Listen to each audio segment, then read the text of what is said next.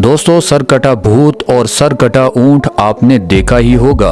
अगर सरकटे ऊंट की वीडियो आपको मुकम्मल देखनी है तो आप हमारे चैनल का विजिट कर सकते हैं, वहां आपको मिल जाएगी। वैसे भी उसका लिंक हम डिस्क्रिप्शन में डाल देंगे। मगर आज की वीडियो में हम आपको बताएंगे कि जिन जानवरों के सर कटे होते हैं वो जिंदा कैसे रहते हैं। जिन जानवरों को लोग मरा हुआ समझते हैं वो जिंदा होते हैं। और वो खतरनाक जानवर अगर हम इंसानों या जानवरों को एक बार काट लें तो उनकी मौत पक्की हो सकती है। 1 घंटा या 1 दिन जिंदा रहना किसी भी जानवर का हो सकता है, मगर क्या कोई जानवर ऐसा भी है जिसे लोग मरा हुआ समझते हैं या मार देते हैं, वो एक माह के बाद उठ खड़ा हो?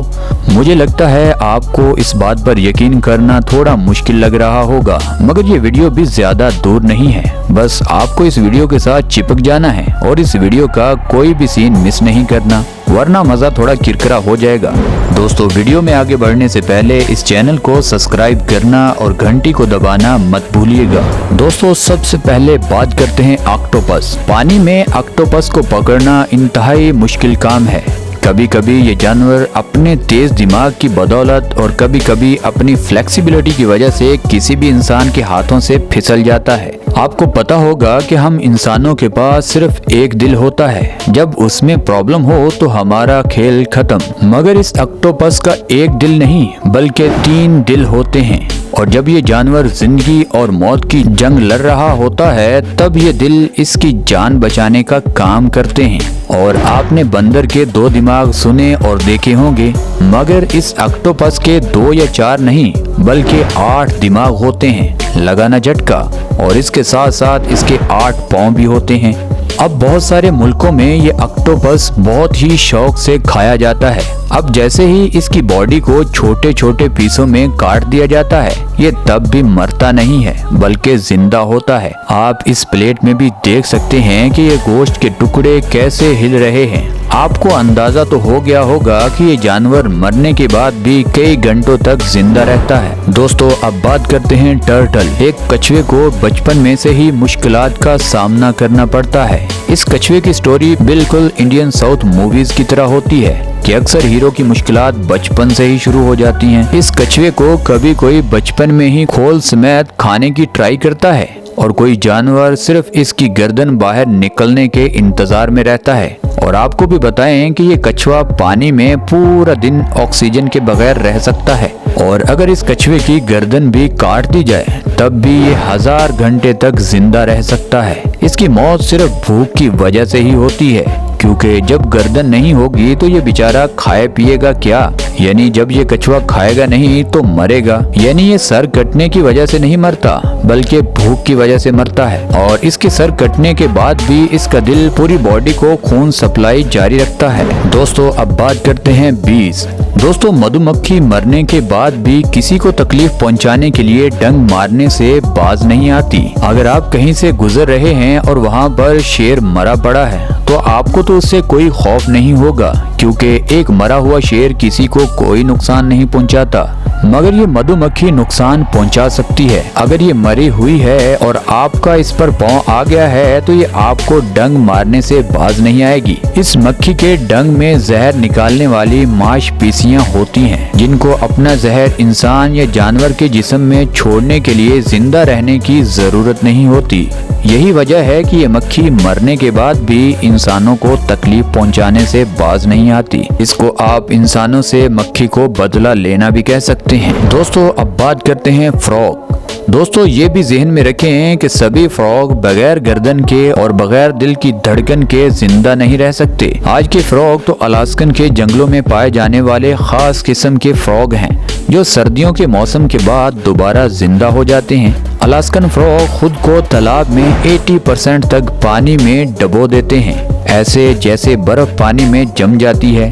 ये मेंढक भी उस बर्फ के साथ जम जाते हैं। इन मेंढकों के हाथ, पाँव और खून इस बर्फ में मुकम्मल जम जाता है और बर्फ में जमने की वजह से दिल की धड़कन भी काम करना छोड़ देती है और ये मेंढक उस मौसम में किसी मुर्दे जानवर की तरह पड़े रहते हैं। अगर साइंटिफिकली देखा जाए तो ये मेंढक मर चुके होते हैं, क्योंकि ये मेंढक उस वक्त ना तो सांस लेते हैं और ना ही हिलते जुलते हैं। मगर गर्मियों में जैसे ही बर्फ पिघलना शुरू होती है तो ये मेंढक दोबारा अपनी नॉर्मल कंडीशन में वापस आ जाते हैं। अब ये मेंढक हैं या किसी हातम ताई के किसी अधूरे मिशन की निशानी, ये तो हम नहीं जानते, मगर इतना हम जरूर जानते हैं कि ये मेंढक बगैर सांस लिए कितने महीनों तक जिंदा रह सकता है। दोस्तों अब बात करते हैं प्लैनेरियन फ्लैटवर्म। दोस्तों वैसे तो ये जानवर नमी और पानी दोनों जगहों पर ही रहना पसंद करते हैं।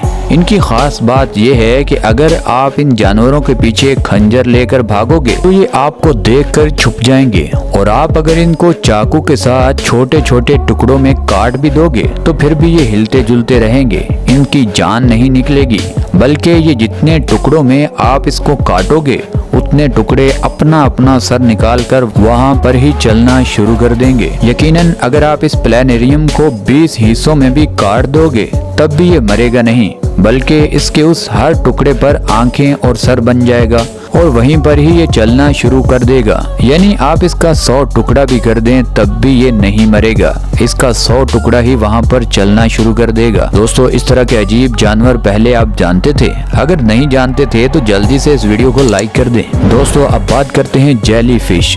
दोस्तों दूसरी मछलियां तो अक्सर आप देखते ही रहते हैं, मगर जेलीफिश आप बहुत कम देखोगे, क्योंकि ये जेलीफिश सिर्फ साफ और समंदर के पानी में ही रहना पसंद करती है। बहुत सारी जेलीफिश को समंदर में बड़े होने का मौका ही नहीं मिलता, इसीलिए ये जल्दी ही मर जाती हैं। मगर इस मछली की एक नस्ल टेरिटोप्सिस डोर्नी नामी जेलीफिश दूसरी जेलीफिश मछलियों से बहुत मुख्तलिफ है।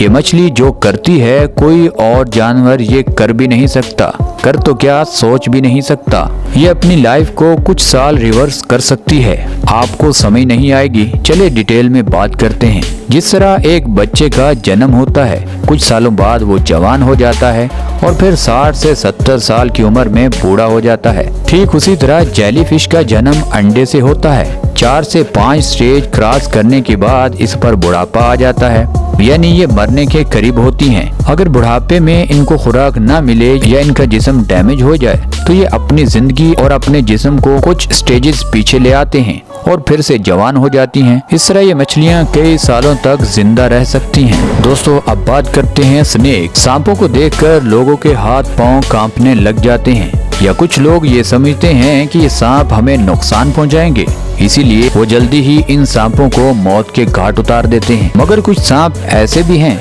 जो मरते नहीं हैं। उन सांपों के सर धड़ से अलग कर दिए जाएं तब भी वो नहीं मरते। जी हाँ दोस्तों, और उन मरे हुए सांपों में जहर भी उतना ही होता है जितना एक जिंदा सांप में होता है। सांपों के मसल्स बहुत पावरफुल होते हैं और इनके मरने के बाद भी उनके मसल्स में एनर्जी रहती है, जिसका इस्तेमाल करते हुए ये आखिरी सांस तक अपना बदला लेना चाहते हैं। जब किसी सांप का सर अलग पड़ा होता है तो अक्सर बच्चों और बड़ों को पता नहीं चलता कि ये क्या है।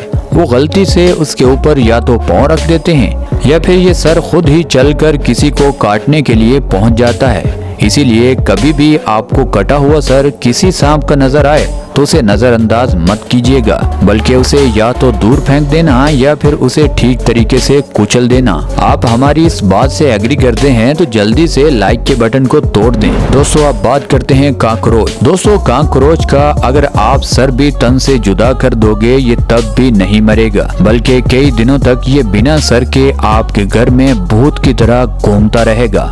अगर ये कुछ हफ्तों के बाद मरता भी है तो भूख और प्यास की वजह से मरता है, न कि सर कटने की वजह से, क्योंकि काकरोच के जिस्म में छोटे छोटे सुराख होते हैं और ये काकरोच उनसे सांस लेता रहता है। और जो लोग वॉशरूम में इन काकरोच को पानी में बहाकर बहुत खुश होते हैं कि बेटा अब तो तू गया, तो उनको भी बताते चलें कि एक काकरोच पानी में अपनी सांस 30 से 40 मिनट तक बंद कर सकता है और ये पानी में तैरना भी अच्छे से जानता है, इसीलिए ये मरता नहीं है बल्कि कई हफ्तों तक जिंदा रहता है। दोस्तों मुझे उम्मीद है कि आपको हमारी इस वीडियो में काफी मजा आया होगा। तो दोस्तों ये थी हमारी आज की वीडियो। आपको इस वीडियो में कौन सा पार्ट सबसे अच्छा लगा हमें नीचे कमेंट सेक्शन में जरूर बताइएगा।